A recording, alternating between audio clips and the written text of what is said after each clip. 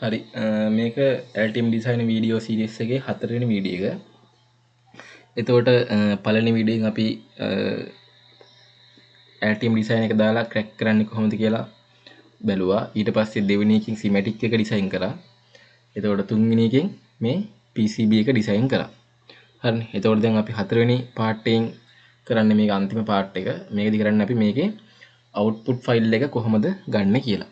හරි. දැන් ඔයාලා දන්න මේකේ wires වෙනස් කරන්නේ කොහොමද, ground layer එකක් add කරන්නේ කොහොමද හැමදේම දන්නවා. කලින් වීඩියෝ එකේදී කියලා දෙන්න බැරි වෙච්ච එකක් තමයි මෙන්න මේ holes වල size එක කොහොමද වෙනස් කරන්න කියලා. මෙන්න මේ hole එක select කරලා ඔයාලට පුළුවන් right click කරලා properties යන්න.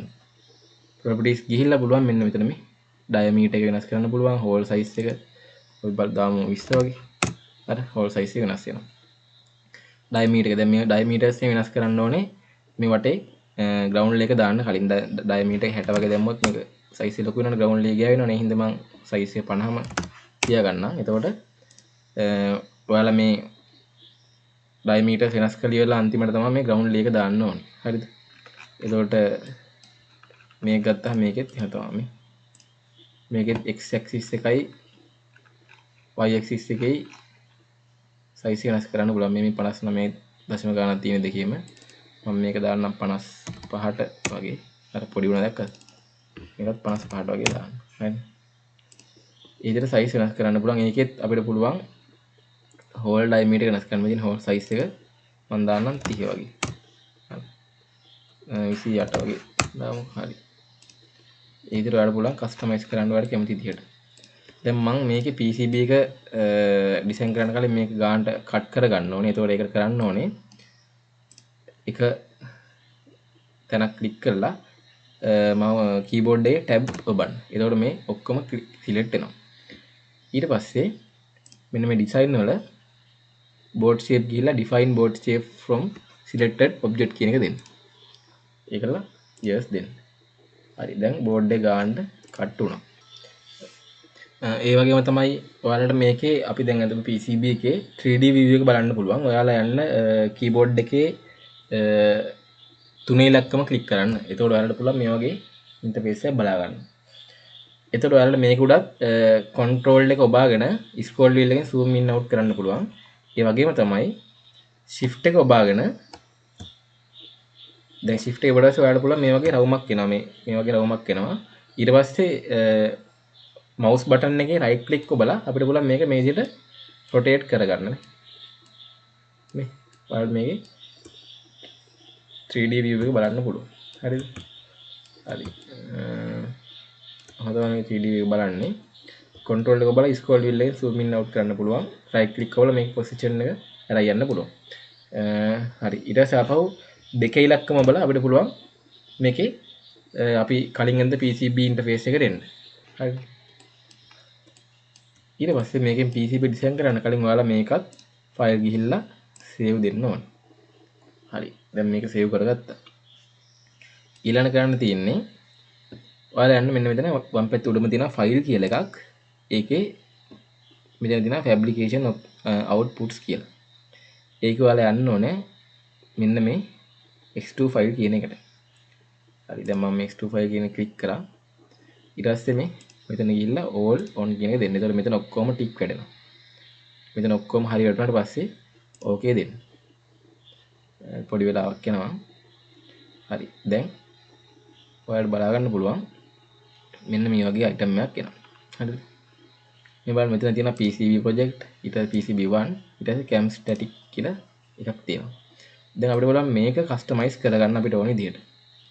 ඔයාලගේ මෙතන පේනවා ඇති cam static කියලා එකක් තියෙනවා. ඒක නැත්තම් ඔයා කරන්න ඕනේ දැන් මේක මම close කරගන්නම්. මේ විදිහට තිබ්බ කියලා හිතන්න. එතකොට ඔයා කරන්න ඕනේ panel වලට ගියා cam static කියන එක ක්ලික් කරා. එතකොට ඔයාලට බලන්න ඕන මේ වගේ එකක් එනවා. හරිද? cam static කියලා එකක් එනවා.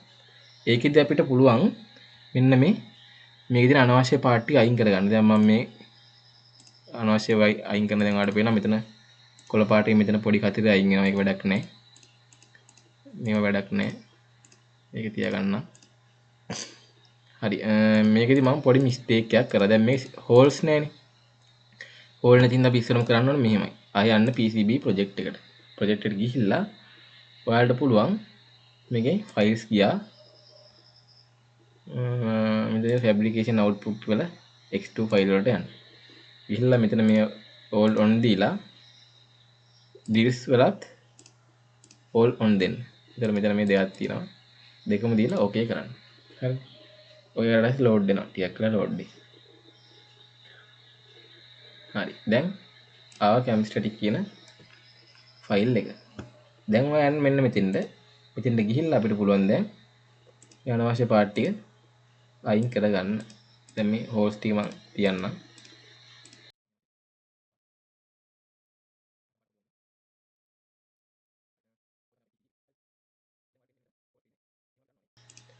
හරි.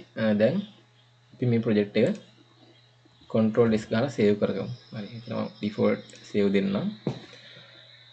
හරි. ඊට පස්සේ කරන්න තියෙන්නේ ඔයාලා යන්න ඕනේ මේකේ මෙන්න මේ ෆයිල් එක උඩට. ඒක උඩට ගිහලා right click ඔබලා යන්න add new project වල output job file කියන එකට. හරි. එතකොට ඔයාලට බලන්න පුළුවන් මෙන්න මෙතන හැදෙනවා. පොඩ්ඩක් ලැග් වෙලා තියෙන පොඩ්ඩක් ඉන්න. හරි. මෙතන හැදෙනවා මේ වගේ ෆයිල් එකක්.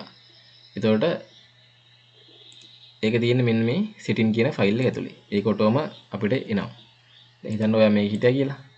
ඒක ක්‍රියේට් වෙලා තියෙන්න පුළුවන් ඔයා මෙතනින් ක්‍රියේට් දීලා add new project දීලා මෙතන output job file එක ඉවර පස්සේ ක්‍රියේට් වෙන්න පුළුවන්. ඒක තියෙන්නේ මෙන්න මෙතන setting ඇතුලේ job 1 කියන එකේ. හරි. ඊට පස්සේ මෙතන ඔයාලට පේනවා assembly output කියලා. ඒගොල්ල තියෙන add new assembly කියලා එකක්. එතකොට උඩ තියෙන documentation output කියලා. එතකොට අපිට ඕනේ documentation output එකක්. එතකොට එක එක outputs අපිට ගන්න පුළුවන්. මේකේ තියෙනවා fabrication output, එතකොට මේ validation outputs. එතකොට අපිට ඕනේ මේ documentation output කියලා එකක්. අපිට ඕනේ print එක ගන්නනේ. එතකොට මෙතන add new document දුන්නා. PCB print දුන්නා. ඒක අපිට ඕනේ document tag විදියට. හරි. දැන් මෙතන හැදෙනවා PCB print එක. ඒකට right click කරලා අපිට පුළුවන් මේ configure කියන එකෙන් ඇතුළ customize කරගන්න. හරි. මම F5 බනවා refresh කරන්න. එහෙම නැත්නම් අපිට මේ refresh button එක බන්න පුළුවන්. දැන් ඔය වගේ ෆයිල් එක තමයි එන්නේ. අපිට මේක ඕනේ A4 size එක කියලා දන්නවා. එතකොට අපිට මෙතන data size එක දෙන්න පුළුවන් A4 වලට. ඊට පස්සේ මම මේක rotate දීලා refresh දෙනවා. දැන් මේකේ මේ තියෙන scale එක, එතකොට අපි මේකේ scale size එක දා ගන්න ඕනේ. මෙන්න මෙතන 200 දාලා මම enter කරනවා. refresh කරලා පස්සේ දැන් ඔයාලට බලා ගන්න පුළුවන් මේ වගේ size එකකට තමයි මේ PCB design වෙලා තියෙන්නේ. දැන් මම මේ විදිහට PCB කිහිපයක්ම කලින් design කරා. එතකොට මට ආපු ප්‍රශ්නයක් තමයි මෙතන default දෙන size එක වැරදි. හරිද? එතකොට මම මෙතන එක එක scale දාලා බැලුවා. scale දාලා print අරගෙන බැලුවා. එතකොට මේ විදිහට A4 size දීලා rotate දීලා actual size දුන්නාට පස්සේ scale එක 200% දාලා ගන්න output එක තමයි අපේ components වල හරිම size එකට match වෙන්නේ. එතකොට scale එක ඔයාලා දාලා බලන්න. සාමාන්‍යයෙන් 200 දාලා print එක අරගෙන බලන්න components තියලා ඒක match වෙනවද කියලා. හරි. මම 200 දෙන්නම්. ඊට පස්සේ pages වලට ගියා.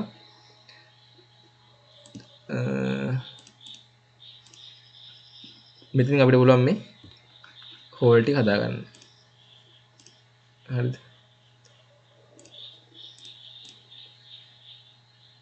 මේකේ මේ ටික අයින් කරගන්න. ඊට පස්සේ මේ තියෙන show holes කියලා. හරි. දැන් ඔය විදිහට PCB එක ඩිසයින් වෙන්නේ. හරි.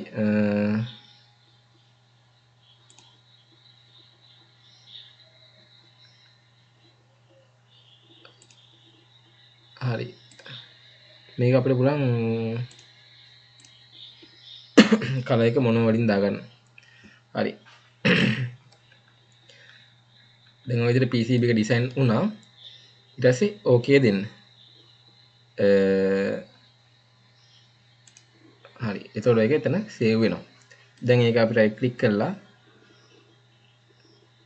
configure කියන එකට ගිහිල්ලා අපිට පුළුවන් මේකේ print tag ගන්න. එතකොට okay දුන්නාම save වුණා. අපිට ඕන නම් එතන okay save කරන්න නැත්නම් අපිට කෙලින්ම print එක ගන්නත් පුළුවන්.